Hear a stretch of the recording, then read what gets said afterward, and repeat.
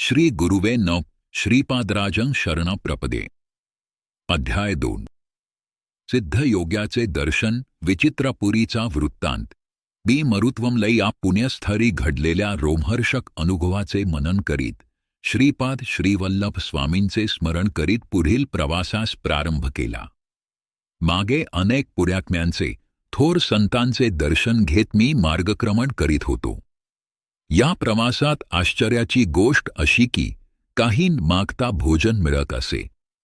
पांड्य देशातील कदंब वनात जात असताना माझ्या शरीराचे वजन क्रमाक्रमाने कमी होत होते. या प्रांतात अत्यंत जागृत असे शिवलिंग होते. त्याचे मी दर्शन घेतले आणि विश्रांतीसाठी शिवालयात थोडा वेळ थांबलो. नंतर प्रवास करण्यास सुरुवात केली. मागे मला सिद्धयोगींद्र नावाच्या एका महान तपस्व्यांचा आश्रम लागला. मी आश्रमात जाऊन त्या महापुरुषांच्या चरणी नतमस्तक झालो. त्यांनी मोठ्या वात्सल्यपूर्ण भावाने माझ्या डोक्यावर हात ठेवला आणि श्रीपाद श्रीवल्लभ दर्शन प्राप्यस्तु असा तोंडभरून आशीर्वाद दिला. त्यांच्या चरणस्पर्शाने माझे शरीर कापसाप्रमाणे हलके वाटू लागले होते. ते महायोगी मला म्हणाले, तू दर्शन घेतलेले ते शिवलिंग अत्यंत जागृत आहे. त्याची कथा सुद्धा मोठी रंजक आहे. देवेंद्राने आपल्या सामर्थ्याने अनेक राक्षसांना मारून टाकले, परंतु त्यांच्यातील एक राक्षस पळून गेला व त्याने महादेवाची तपस्या करण्यास सुरुवात केली. तो ध्यानस्थ असताना इंद्राने त्या राक्षसास निर्भयतेने ठार केले. त्याच्या हत्येमुळे इंद्राचे सारे तेज लोप पावले व तो निस्तेज दिसू लागला. या पापाचे क्षालन करण्यासाठी त्याने अनेक तीर्थांचे दर्शन घेतले. पांड्य देशातील कदंब वनात तो आला आणि काय आश्चर्य, तेथील शिवलिंगाच्या प्रभावामुळे तो पुन्हा तेजस्वी झाला. त्याला अत्यंत आनंद झाला व त्या क्षेत्राचे महात्म्य जाणून घेण्याची उत्कंठा लागली. इंद्राने ते वन मोठ्या उत्सुकतेने पाहिले. तेव्हा त्या दिव्य शिवलिंगाचे दर्शन झाले. मोठ्या भक्तिभावाने त्याने त्याचे पूजनर्चन केले. नंतर त्या स्वयंभू लिंगावर सुंदर असे देवालय बांधले. हे इंद्राने प्रतिष्ठापना केलेले शिवलिंग समस्त पापांचे हरण करणारे असून अत्यंत मंगलदायक आहे. पुण्यवंतांनाच, श्री दत्त प्रभूंच्या भक्तांनाच विनाशायास याचे दर्शन घडते.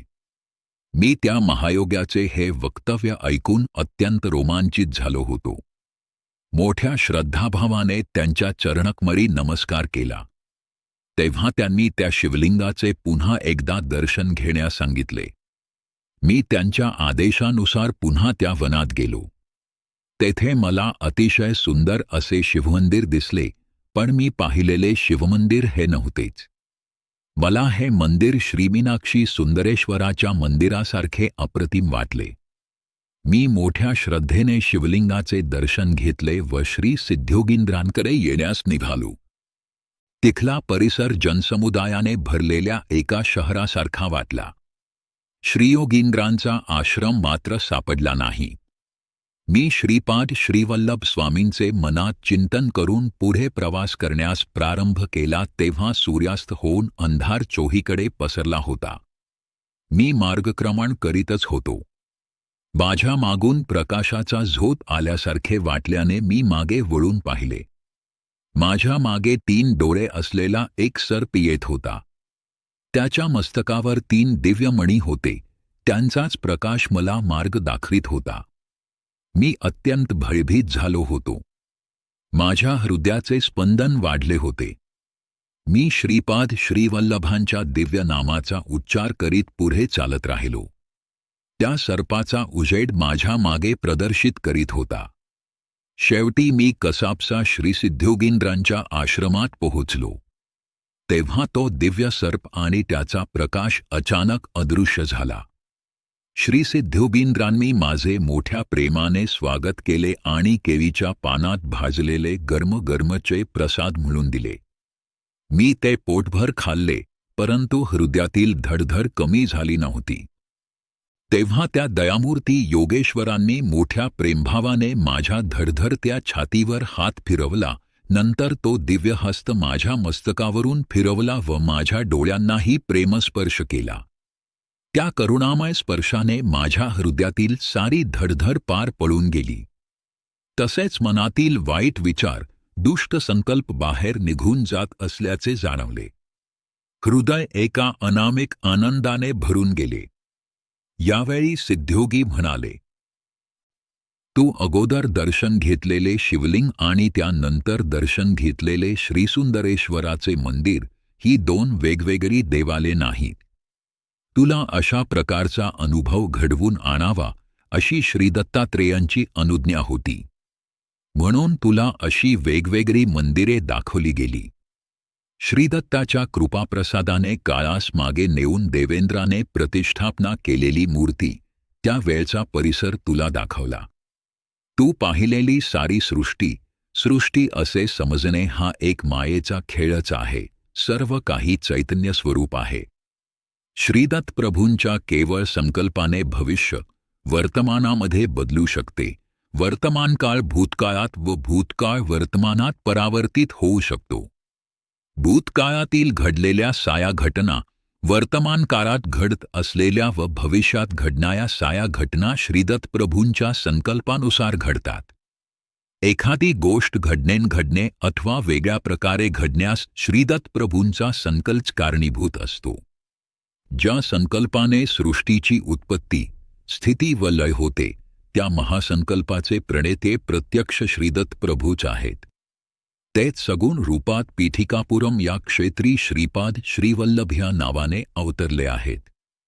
तेथील लोकांनी त्यांचे सत्यस्वरूप जाणले नाही, परंतु कुरोपूर येथील मासे पकडणाऱ्या कोळी लोकांनी त्यांच्यावर नितांत श्रद्धा ठेवली आणि अल्पज्ञ असूनही ते स्वामींच्या कृपाप्रसादाने भवसागर आनंदाने पार करून गेले. श्रीपाद श्रीवल्लभांची कृपा संपादन करण्यासाठी आपल्यातील अहंकार पूर्णपणे नष्ट झाला पाहिजे. ज्या वेळेस आपले हृदय काम, क्रोध, लोभ, मोह, मद, मत्सर या षड्रिपूंमधून मुक्त होऊन शुद्ध होईल, त्यावेळी स्वामींची कृपा होण्यास मुळीच विलंब लागणार नाही.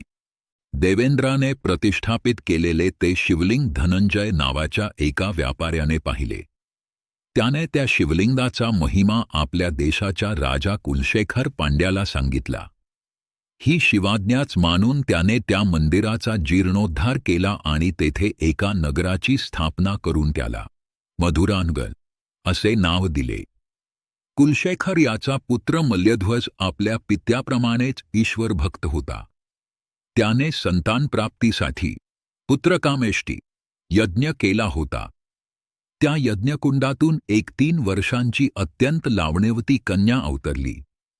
तिला पाहून राजा व यज्ञ करणारे सर्व ब्राह्मण ऋषीगण अत्यंत आनंदित झाले. ही कन्या म्हणजेच मीनाक्षी देवी. तिचा विवाह पुढे सुंदरेश्वरासोबत झाला. या विवाहात प्रत्यक्ष भगवान विष्णूंनी कन्यादान केले होते.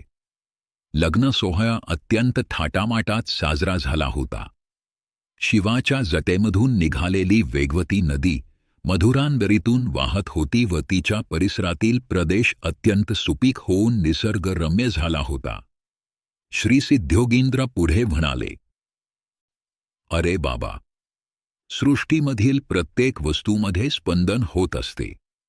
भिन्न भिन्न प्रकारच्या स्पंदनामुळे व्यक्तीमध्ये आकर्षण तर काहींमध्ये विकर्षण होते.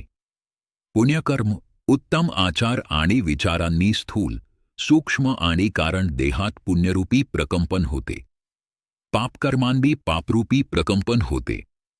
मनुष्याच्या पुण्याईने पुण्यशील व्यक्तीचा संग म्हणजेच सत्संग प्राप्त होतो. पुण्यस्थरांचे दर्शन घडते. पुण्यकर्माची आसक्ती वाढून पुण्याची वृद्धी होत जाते आणि पापांचा नाश होतो. या सगळ्यांचे फलस्वरूप म्हणून श्रीदत्त प्रभूवर भक्ती जडते. अरे बाबा शंकर भट्टा, तुझ्यावर श्री श्रीपाद वल्लभांची अपार कृपा असल्यामुळेच तू येथे येऊ शकलास. माझ्या सद्भाग्याचे मलाच आश्चर्य वाटत होते. श्री श्रीपाद श्रीवल्लभांच्या दर्शनाची तळमळ दर क्षणी वाढत होती. केव्हा एकदा कुरोपुरी जाऊन श्रींच्या चरणी नतमस्तक होईन असे झाले होते. अशा स्थितीतच मला निद्रा लागली. दुसऱ्या दिवशी सकाळी उठलो तर आश्चर्याचा धक्काच बसला. मी एका उंच टेकडीवरील पिंपळाच्या झाडाखाली होतो. जवळपास कोणी माणसे नव्हती. मी रात्री ज्या श्रीसिद्धयोगींद्रांच्या आश्रमात राहिलो होतो तो आश्रम दिसत नव्हता. मला वाटले, रात्री ज्या आश्रमात राहिलो, श्रीसिद्धयोगींच्या वचनामृताचा आस्वाद घेतला, तो एक भ्रम होता काय? असे नाना विचार मनात येऊ लागले. तेव्हा मी आपले सामान आवरून पुन्हा प्रवास सुरू केला. सकाळी निघालो, दुपार झाली तरी चालतच होतो. थोड्याच वेळात एक लहानसे गाव दिसले. मला अत्यंत भूक लागली होती. मी ब्राह्मणाशिवाय इतर कोणाच्या घरी अन्न ग्रहण करीत नसे. त्या गावात एकही ब्राह्मण नव्हता. ते एक गवळीजनांचे गाव होते. त्यांचा मुख्य माझ्याजवळ आला आणि म्हणाला, आमच्या गावात कोणीही ब्राह्मण नाही. आम्ही तुला फळे आणि मध देतो. त्याप्रमाणे त्या वृद्ध गृहस्थाने मला फळे व मध आणून दिले. मी ते खाणार एवढ्यात एक कावळा उडत आला आणि माझ्या डोक्यावर येऊन बसला व चोचीने डोक्यास इजा करू लागला. मी त्याला हाकलण्याचे खूप प्रयत्न केले परंतु व्यर्थ गेले. तेवढ्यात बाजूच्या झाडावरून एकदम 4-5 कावळे आले. ते माझ्या हातावर, खांद्यावर बसून चोचीने हातापायांना जखमा करू लागले. मी तिथून फळे, मध टाकून पळालो. तो वृद्ध गृहस्थ म्हणत होता, मी कोण्या सिद्धपुरुषाची निंदा केली असेल त्यामुळेच हा कावळ्यांचा त्रास भोगावा लागत आहे. मला आठवले, मी त्या सिद्धयोगींद्राबद्दल मनात शंका घेतली होती. त्याच अपराधाची ही शिक्षा होती. माझे शरीर रक्तबंबार झाले होते. मी पळत होतो, कावळे पाठलाग करीतच होते. मी श्रीपाद श्रीवल्लभांची मनोमन प्रार्थना केली व या संकटातून सुटका करण्याची विनंती केली. तेव्हा मला समोर एक औदुंबराचे झाड दिसले. मी त्या झाडाखाली विश्रांतीसाठी बसलो. त्यावेळी मला जाणवले की माझ्या शरीरातून एक प्रकारचा दर्प येत आहे. त्या मासामुळे जवळपास असलेल्या वारुळातून साप बाहेर आले आणि दंश करण्यास सुरुवात केली. त्यांच्या त्या विषाने मी मृत्यूप्राय झालो. तोंडातून फेस येत होता. हृदयाचे ठोके मंद गतीने चालले होते. केव्हा मृत्यू येईल ते सांगता येत नव्हते. सायंकाळ झाली होती. धोबी कपडे धुवून, वाळवून, कपड्याचे गाठोडे गाढवावर लादून ते घरी जात होते. माझी अवस्था पाहून त्यांना दया आली. त्यांनी मला एका गाढवावर बसवले व त्यांच्या गावातील चांगल्या वैद्याकडे नेले. त्या वैद्याने वनातील काही मुळ्यांचा रस काढून मला प्यायला दिला. सर्पदंश झालेल्या जागेवर काही पाने बांधली. पिंपळाच्या कोवळ्या पानांचा रस काढून तो जखमेवर लावला. माझ्या दोन्ही कानात पिंपळाच्या पानाचे देठ ठेवले. विष जसजसे पिंपळाच्या पानात उतरू लागले तसे तसे वेदना असह्य होऊन मी ओरडू लागलो. विष पूर्ण उतरून गेल्यावर मला बरे वाटले. ती रात्र मी वैद्याच्या घरीच काढली. तो वैद्य श्रीदत्त प्रभूंचा भक्तच होता. तो रात्रीच्या वेळी आपल्या कुटुंबियांसह मधुर आवाजात दत्तप्रभूंचे भजन गात होता. मी पलंगावर निजलो होतो. त्यांच्या त्या रसभरीत कीर्तनगायनाने माझे हृदय श्रीदत्त प्रभूंच्या अनुकंपेने भरून आले होते. त्या वैद्याच्या उपचारांनी मी पूर्ण बरा झालो होतो. त्याचे हे उपकार कसे फेडावे हे मला समजत नव्हते. भजन संपवून तो वैद्य माझ्याकडे आला. त्याचे नेत्र करुणारसाची जणू वर्षावच करीत होते. तो म्हणाला, माझे नाव वल्लभदास आहे. मी चमत्कारांचा वैद्य आहे. मी नीच जातीचा असलो तरी जाणतो की तुम्ही श्रीपाद श्रीवल्लभांच्या दर्शनासाठी निघाला आहात. तुम्हाला कावळ्यांकडून त्रास झाला व सर्पदंश का झाला ते सुद्धा मला माहीत आहे. आपले नाव शंकर भट्ट आहे हेही मी जाणतो. त्याच्या या अचूक वक्तव्याने मी अवाक झालो. मला वाटले त्या वैद्यास ज्योतिषशास्त्राचे ज्ञान असावे. हा विचार मनात येताच वल्लभदास म्हणाला, मी ज्योतिषी नाही. श्रीपीठिकापुरम म्हणजे पंडितांचे माहेरघर. सांगवेदार्थ सम्राट अशी पदवी मिळवलेले श्री मल्लादी बापन्ना अवधान्नू यांनी सुद्धा या पुण्यभूमीत निवास केला होता.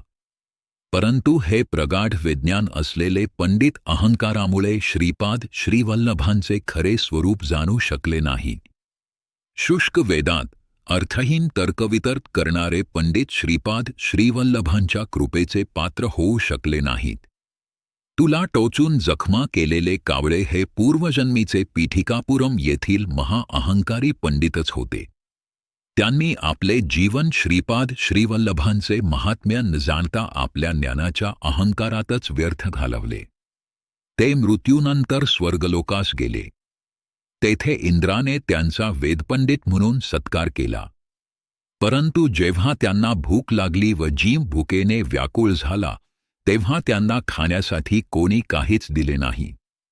इंद्र म्हणाला, तुम्ही पृथ्वीवर असताना दान धर्म केला असता तर एका दाण्यासाठी 1000 दाणे आम्ही दिले असते. परंतु तुम्ही कोणालाच काही दान दिले नाही. तेव्हा तुम्हाला आम्ही काही देऊ शकत नाही. तुम्ही या लोकात स्वेच्छेने कितीही काळ राहू शकता. परंतु अन्नपाण्या वाचून इतर स्वर्गसुखे खरोखर शिक्षेसारखी होती. इंद्र पुढे म्हणाला, हे पंडितांनो, तुम्ही पवित्र स्थळी राहून सुद्धा श्रद्धा, भक्ती, निष्ठेने आपल्या पितरांना पिंडदान दिले नाहीत. आईवडिलांचा योग्य तो सन्मान करता त्यांच्या औषधपाण्यासाठी एवढा खर्च झाला असे कृतघ्नतेचे उद्गार तुम्ही वारंवार काढले. श्रीपाद श्रीवल्लभांना श्रीदत्तप्रभूंचा अवतार मानण्यात एवढे अंध झालेत. श्रीपाद श्रीवल्लभांच्या नामस्मरणाने पवित्र झालेल्या भक्ताचे रक्तप्राशन केल्यावरच तुम्हाला उत्तम गती लाभेल. वल्लभदास सारी कहाणी सांगत होता. तो म्हणाला, शंकर भट्टा, हे कावळे, ते साप पूर्वजन्मीचे अहंकारी पंडित होते. त्यांनी तुझे रक्त चाखले आणि उत्तम गतीस प्राप्त झाले.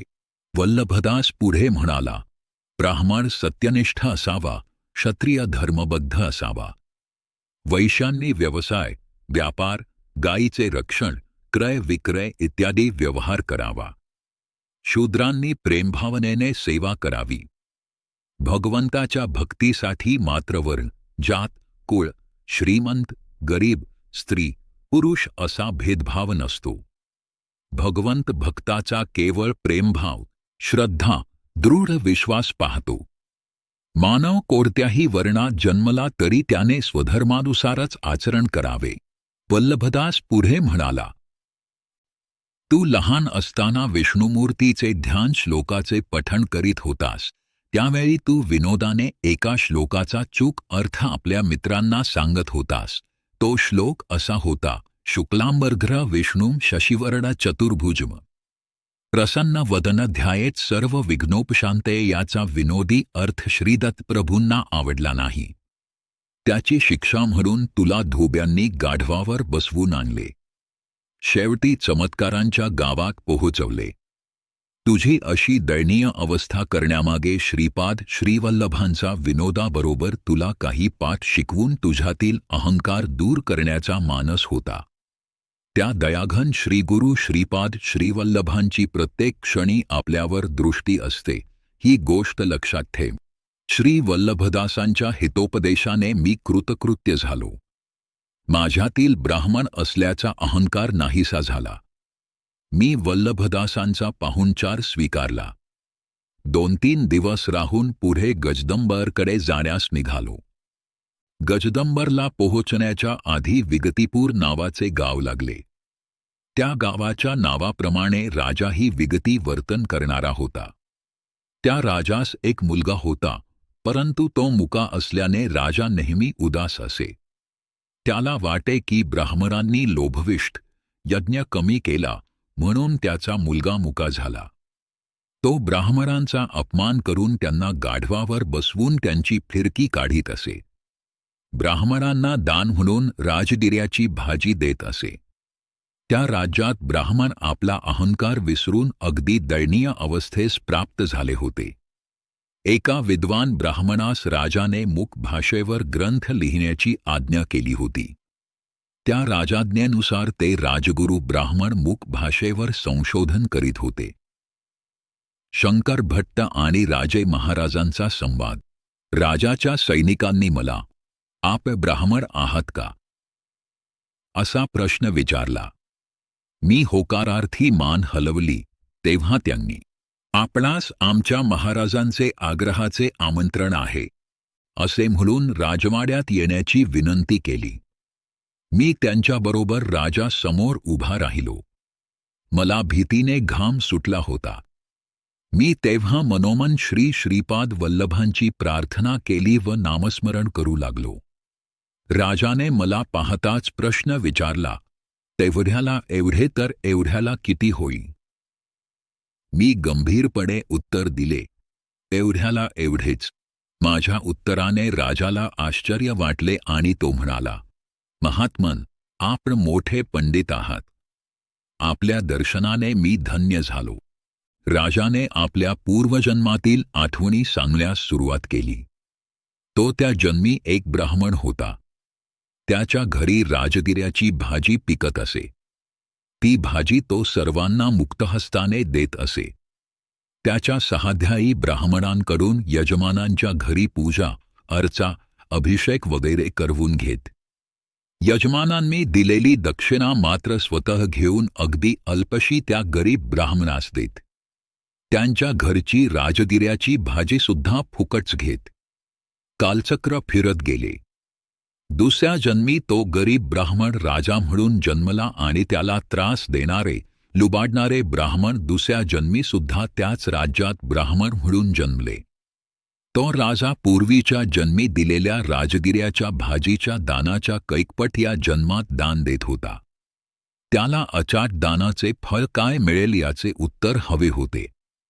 मी राजाला म्हणालो, "महाराज, राजगिऱ्याची भाजी कितीही दान केली तरी तिच्या 100 पटीने तीच भाजी आपणास मिळेल. सध्याच्या परिस्थितीत रत्न, मणी, सोने वगैरे दान करणेच योग्य आहे." माझ्या उत्तराने राजास आनंद झाला. आता दुसरी परीक्षा मुखभाषेची होती. राजगुरूंनी माझी परीक्षा घेण्यासाठी आपली 2 बोटे दाखवून, "एक का 2?" असे खुणेनेच विचारले. त्यांनी मला, "एकटाच आलास का सोबत कोणी आहे?"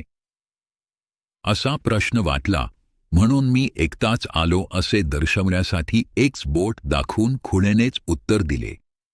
यानंतर त्यांनी 3 बोटे दाखवली. 3 संख्या पाहताच मला दत्तात्रेयांची त्रिमूर्ती आठवली. "तुम्ही दत्तभक्त आहात का?" असा प्रश्न वाटला. मी भक्ती ही गुप्त असावी असे जाणून हाताची मूठ बंद करून दाखवली आणि भक्त हा विषय अंतरंगाचा आहे असे सांगितले. नंतर राजगुरूंनी गोड पदार्थाचा, मिठाईचा भंडारच मला देत असल्याची खूण म्हणून कसे हातवारे केले, परंतु मी हाताने ते नाकारले आणि माझ्या जवळ असलेले पोहे पुरचुंडीमधून काढून त्यांना दाखवले. "मला गोड पदार्थांपेक्षा पोहे जास्त आवडतात. तुम्हीही याची चव पहा," असा माझा भाव होता. माझ्या उत्तरांनी राजगुरू अतिप्रसन्न झाले आणि राजास म्हणाले, "राजा, हा फार मोठा पंडित आहे. हा मुक्यांच्या भाषेतही मोठा पंडित आहे. 2 परीक्षांमध्ये तर मी यशस्वी झालो होतो. आता तिसरी परीक्षा डोळ्यासमोर भेडसावत होती." राजगुरूंनी सांगितले, "चमक, मधील श्लोक वाचून त्याचा अर्थ सांगावा." मी श्रीपाद श्रीवल्लभांचे मनोमन स्मरण करून एक श्लोक वाचला आणि सभेस समजावून सांगितला. मी सांगितलेला अर्थ असा होता, एकाचमे म्हणजे 1, त्रस्रश्चमे म्हणजे एकाला 3 जोडल्यास 4 होतात, त्याचे वर्गमूळ 2 येते. पंचचमे म्हणजे 4त 5 मिळविल्यास 9 होतात, त्याचे वर्गमूळ 3 येते. सप्तचमे वर आलेल्या 9 मध्ये 7 मिळविल्यास 16 येतात, त्याचे वर्गमूळ 4 येते. नवचमे म्हणजे 16त 9 मिळविल्यास 25 येतात, त्याचे वर्गमूळ 5 येते. एकादशचमे म्हणजे 25 मध्ये 11 मिळविल्यास 36 येते, त्याचे वर्गमूळ 6 येते. त्रयोदशचमे म्हणजे 36 मध्ये 13 मिळविल्यास 49 येते, त्याचे वर्गमूळ 7 येते. पंचदशचमे म्हणजे 49 मध्ये 15 मिळविल्यास 64 येते, त्याचे वर्गमूळ 8 येते. सप्तदशचमे चा अर्थ 64 मध्ये 17 मिळविल्यास 81 येतात, त्याचे वर्गमूळ 9 येते. नवदशचमे 81 मध्ये 19 मिळविल्यास 100 येतात, त्याचे वर्गमूळ 10 येते. एकविंशतिचमे 100 मध्ये 21 मिळविल्यास 121 येतात, त्याचे वर्गमूळ 11 येते. त्रयोविंशतिचमे 121 मध्ये 23 मिळविल्यास 144 येतात, त्याचे वर्गमूळ 12 येते. पंचविंशतिचमे 144 मध्ये 25 मिळविल्यास 169 येतात, त्याचे वर्गमूळ 13 येते. सप्तविंशतिचमे 169 मध्ये 27 मिळविल्यास 196 येतात, त्याचे वर्गमूळ 14 येते. नवविंशतिचमे 196 मध्ये 29 मिळविल्यास 225 येतात, त्याचे वर्गमूळ 15 येते. एकत्रिंशचमे 225 मध्ये 31 मिळविल्यास 256 येतात, त्याचे वर्गमूळ 16 येते. त्र्यस्त्रिंशचमे 256 मध्ये 33 मिळविल्यास 290 येतात, त्याचे वर्गमूळ 17 येते. माझे हे प्रवचन मलाच आश्चर्यकारक वाटले. मी जे बोललो ते सर्व सृष्टीच्या परमाणूचे रहस्य होते. ते कणाद ऋषींना माहीत होते. परमाणूच्या सूक्ष्म कणांच्या भेदामुळेच विविध धातूंची निर्मिती होते. माझे प्रवचन दरबारातील सर्वांना खूप आवडले. राजाच्या सर्व प्रश्नांना समर्थ उत्तरे दिल्यामुळे आणि श्री श्रीपाद श्रीवल्लभांच्या कृपेने मी त्या विगतिपूर नगरातून सुरक्षितपणे बाहेर पडलो. श्रीपाद श्रीवल्लभांचा जय जयकार असो. अध्याय 2 समाप्त. ओम ओम ओम.